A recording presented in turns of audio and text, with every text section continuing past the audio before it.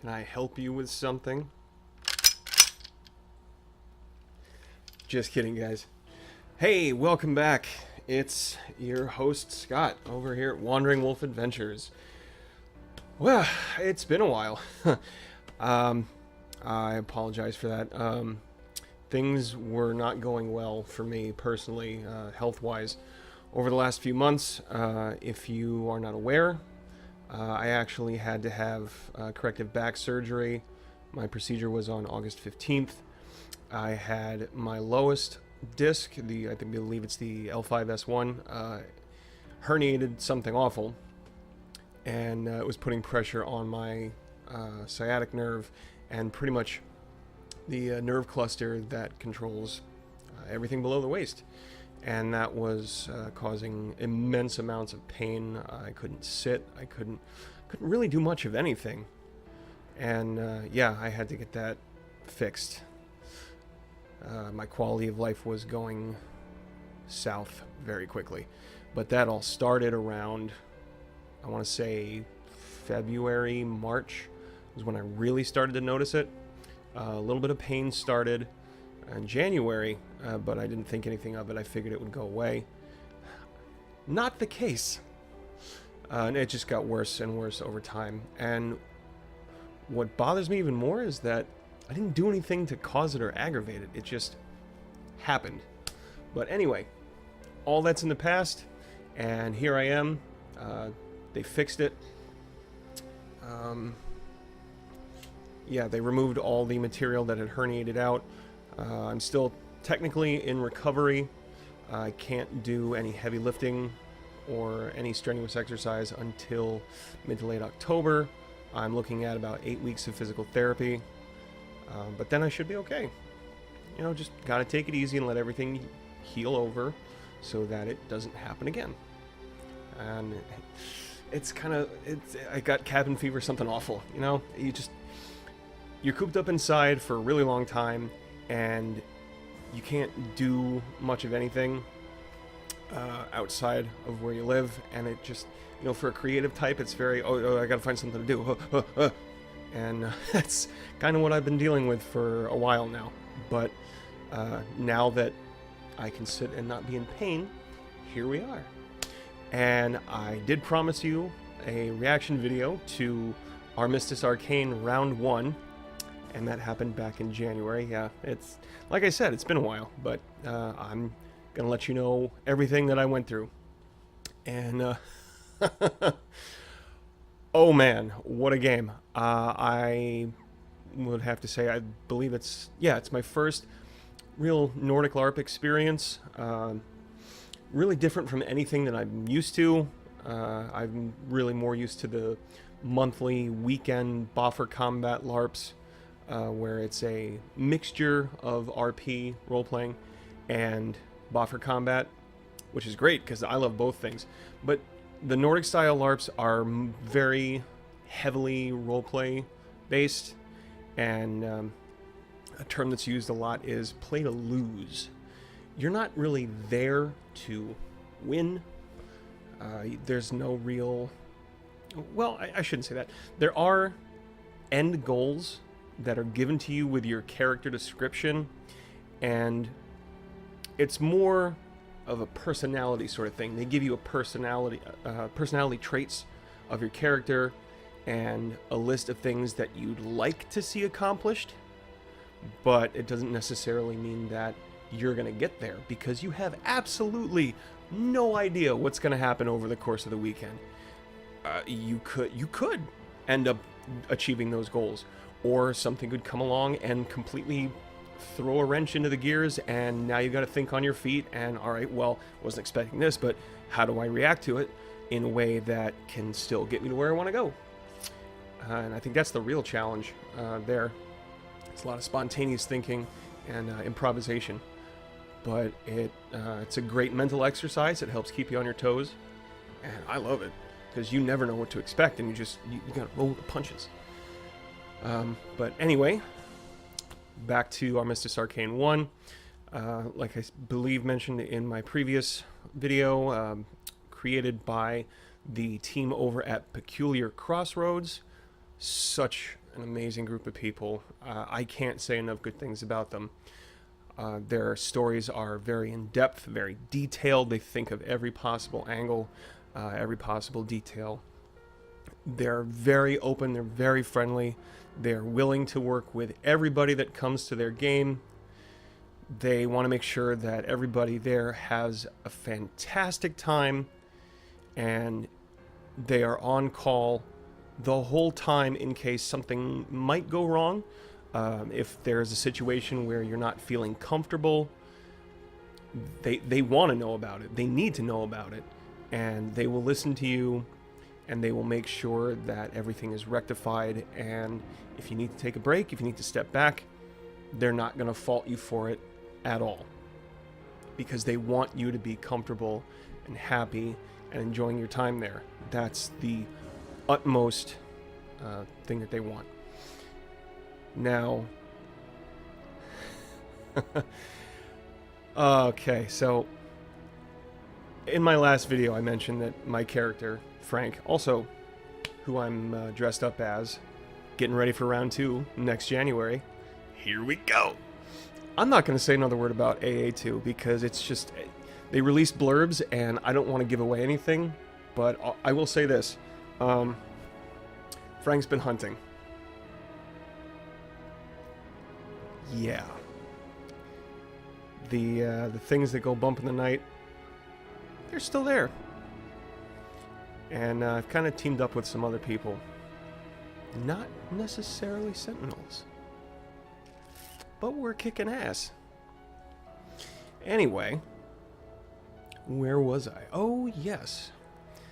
Frank was introduced as basically the boogeyman for all parties concerned at this event, because everybody was some sort of a mage or a wizard or a creature of some sort. That's what the Eclipsed are. That's one of the factions in game.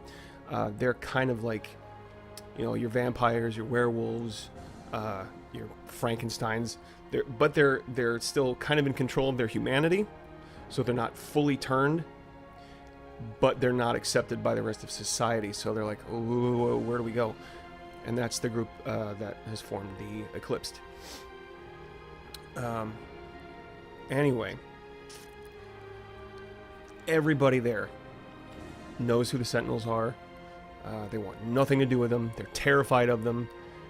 They think that they just hunt down, kill, kidnap willy-nilly.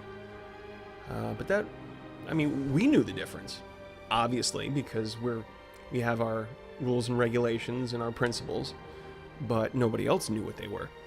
So a good portion of the weekend was spent trying to convince everybody, hey, guess what? We just don't kill and kidnap people at random. They had to have done something really bad in order for us to have to come and drop the hammer, as it were. So there were a lot of politics involved. And my character's not really one for politics. He's the muscle.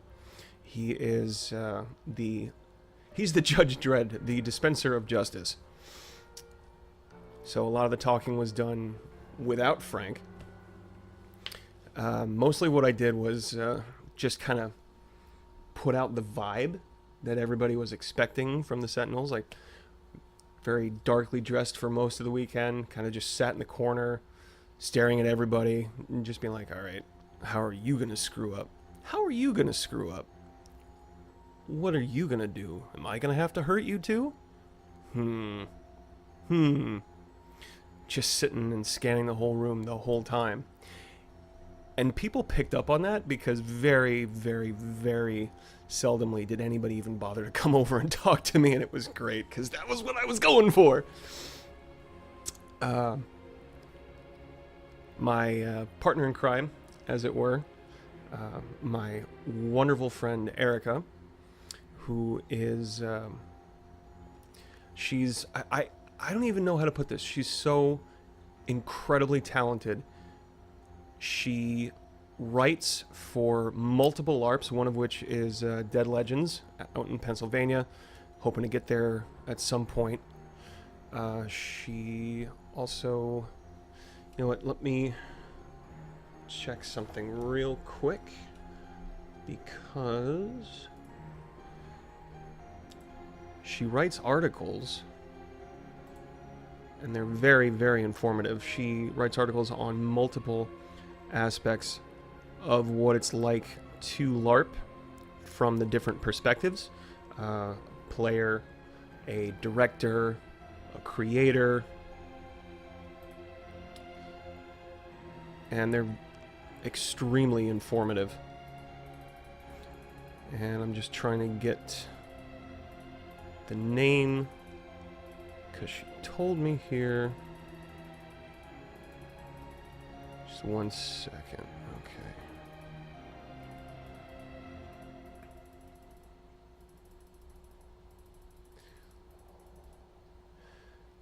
Okay, she works for Pertho Productions, and her personal work is under Space Between Stories.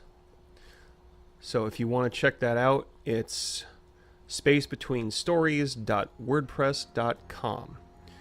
If you want to read up on everything that she's written, get even further in depth to what it's like to be a LARPer on both sides of the coin, playing the game and running the game, by all means, please check her out.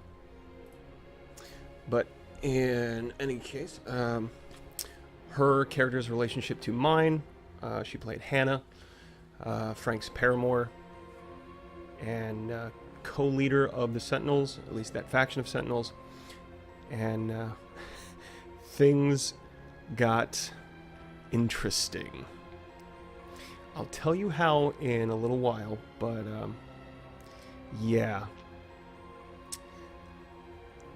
Just, I'll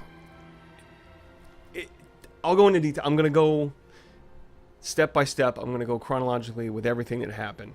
So, the first night we get there, all the Sentinels are seated at one table for the first dinner of the night. And by the way, Game On has already happened. We're all there for the opening banquet. All the Sentinels are at one table. And no, for a while after it started, nobody is approaching the table. Nobody knows what to do. They're looking at us, and they're just like, those are the guys. Those are the guys that we really didn't want here because we know what they do and they're going to hurt us and we don't. But we didn't really kind of show any outward signs of being aggressive. So there were a few people after some time went by who were bold enough to come over to the table and start talking to us. And that proved to everybody else that was still sitting at their tables, oh, well, all right, well, maybe they're not such bad people. Maybe I'll go over and have a conversation with one or two of them. And so they did. And one person from the Beacon Hill Players faction, he actually pulled me aside. He pulled Frank aside and proceeded to have this philosophical debate about the what right do the Sentinels have to judge whether or not somebody should be taken out, kidnapped, taken away, whatever. And, you know, Frank goes, well, these are our rules. These are the things that we can't allow. And then he just proceeded to break everything down. Like, yes, but how do you classify that? Like, what sort of things fall into those categories? You say that you go after people who break the natural order of things. Well, what if... It blew my mind. This guy knew exactly how to fight with words and nothing else. And I just, Frank didn't know what to do. Frank's standing there like, but reasons. It's what we do, maybe? And no other argument. I had no other argument. Frank had no other argument. It's just, that's his role. His role is, he's told what's allowed and what's not allowed. And if somebody does something that's not allowed, guess what? You gotta go. So even after the dinner, even after we talked to some of the people there, most of the characters were still like, oh, you're bad people, what gives you the right? And so Hannah, being the diplomatic leader, would just jump right in the middle of everything and tell everybody, you don't understand. Here's why we do what we do. We're not here to terrorize you. We're not here to ruin everybody's lives. We're actually trying to keep you safe because we know that you're trying to help everybody, but everybody that we're going after is doing the exact opposite. And they're not doing what they're doing with your best interest in mind. People still weren't buying it. And it was just ridicule for the longest time. And I mean, there were some people who would wait for some of us to be alone and then corner us and just be like, how dare you? And easy. All right. Back off. We're basically the police force here. Okay. You do what you do, and we're going to make sure that nobody here screws up and nobody from the outside tries to get in and ruin it. So just slow your roll. Okay. Relax. And Hannah, got everybody's spirits up. I remember at one point she actually taught a dancing class, a period accurate dancing class, which was very interesting and informative to watch. I didn't participate. I got 2 left feet. I can't dance.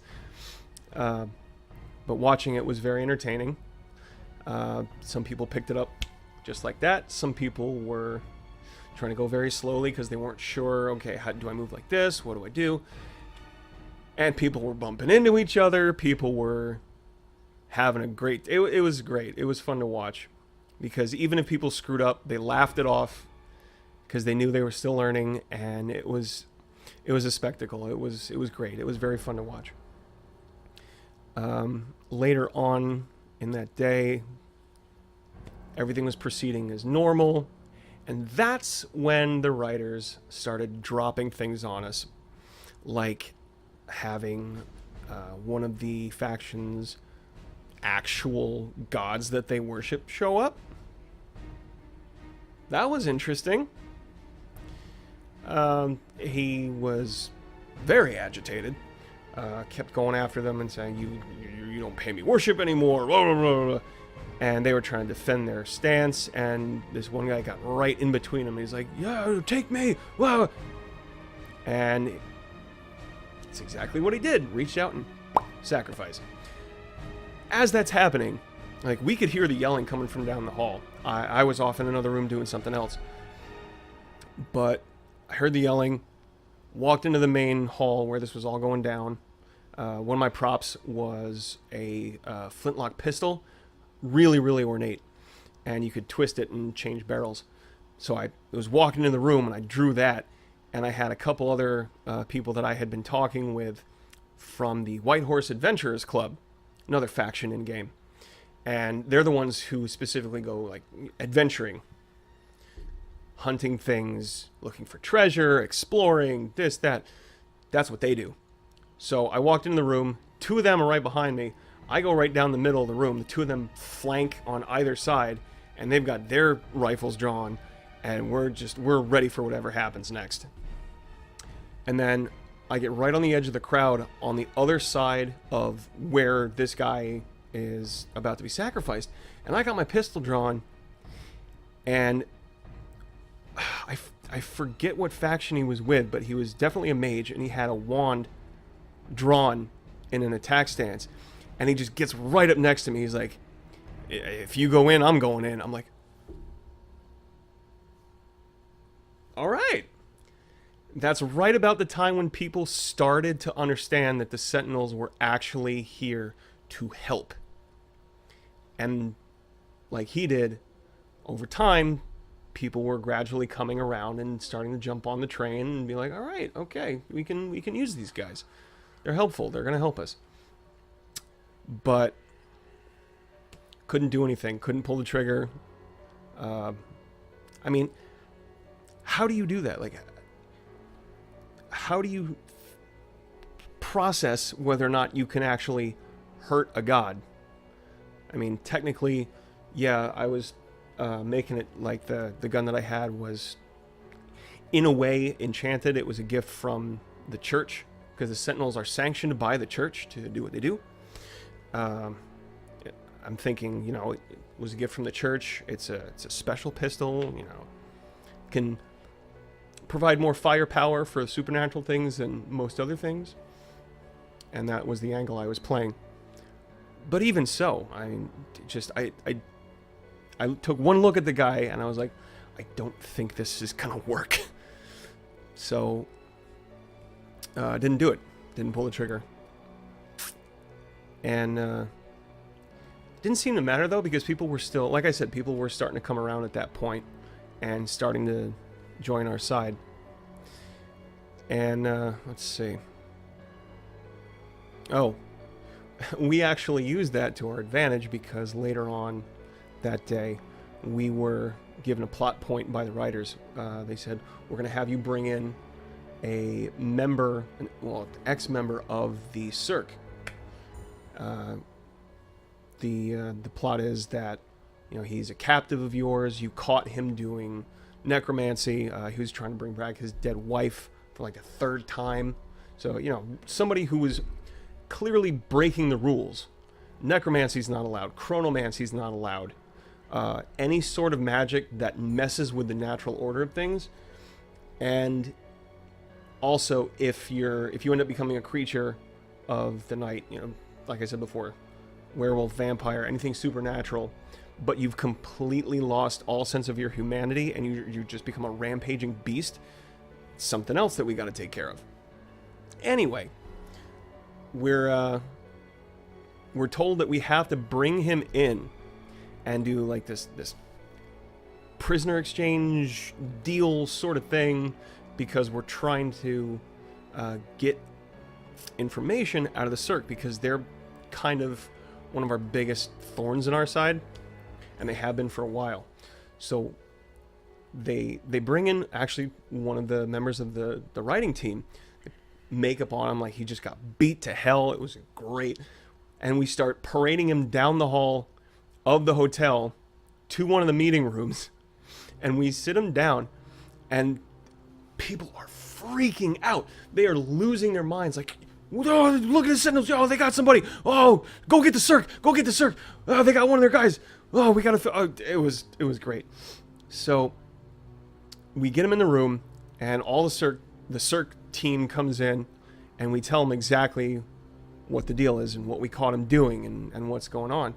And we were just like, you know, we've done this enough. This is our job. This is what we do. But now we're here, and we're willing to give him back to you under one condition.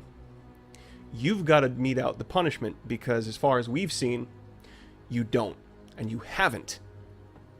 You let your people do whatever they want. You don't punish them for breaking any of the codes that we abide by.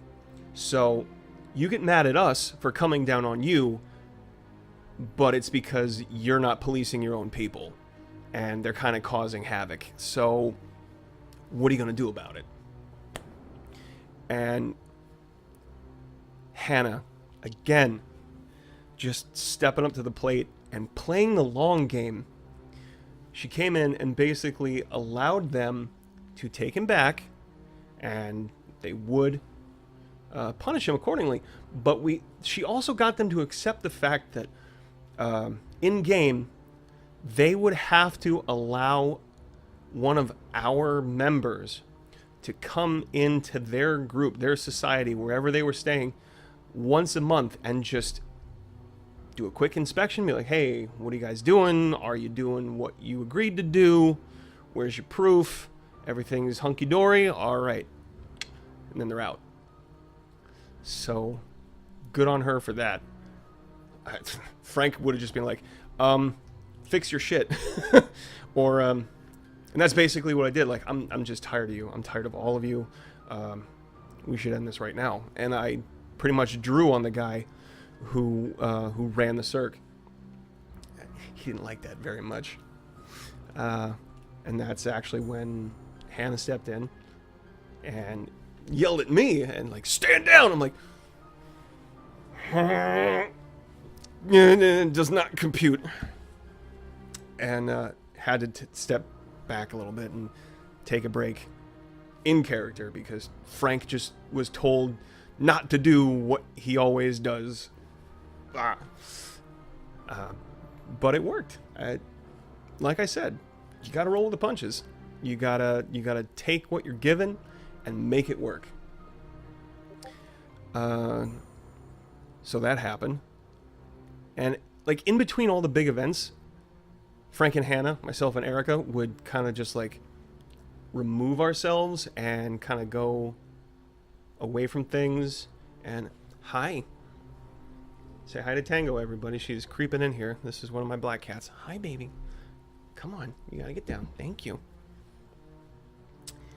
But we would go down into the foyer of the hotel, or even go outside the hotel, still be in character, and just be like, what are we gonna do next? How are we gonna handle this situation? It was a good reprieve because it removed us from everything that was happening at the moment, and it also gave us time to ourselves.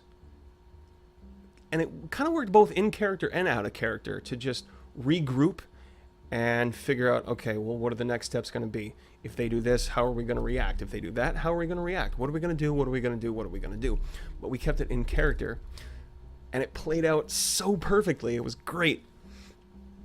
And then as time went on, we had our meals, still in game, and then we had afternoon tea, which actually, even out of game, was a nice little treat. And I believe it was all of the heads of the factions got to sit down in a private sitting room, and we had custom teas poured for us, and with little pastries. It was a very classy event. I appreciated it. It was something I'd never experienced before. In anything really, and I enjoyed it. It was relaxing, even if it was still in game. It was just nice to sit down and have a soothing cup of tea and just kind of not so much for some other people. It turns out that Erica's tea, Hannah, got poisoned. And she wasn't the only one.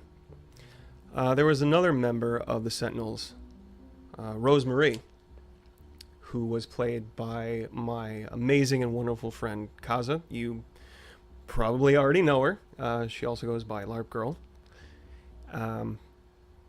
That was another amazing character tie that I had as Frank, and I will talk about her as well later on. But Hannah definitely got poisoned, and we found out about it later that night. Rose actually, her poison kicked in sooner. She felt its effects probably only a few hours after the tea thing happened. Everybody started rushing into this room like, oh, what happened? Oh, Rose collapsed. Oh, what's going on? And that's when I'm across the hall in another room having a conversation with somebody, and I'm starting to hear all this talk about Rose got poisoned, Rose collapsed. What? Immediately out of my chair, bolting across the room, across the hallway. Of course, there's like 50 people in the doorway, like, what's going on? And I'm just like, move! And the sea parted. This concludes part 1 of my Armistice Arcane Round 1 reaction video. Coming up next, part 2.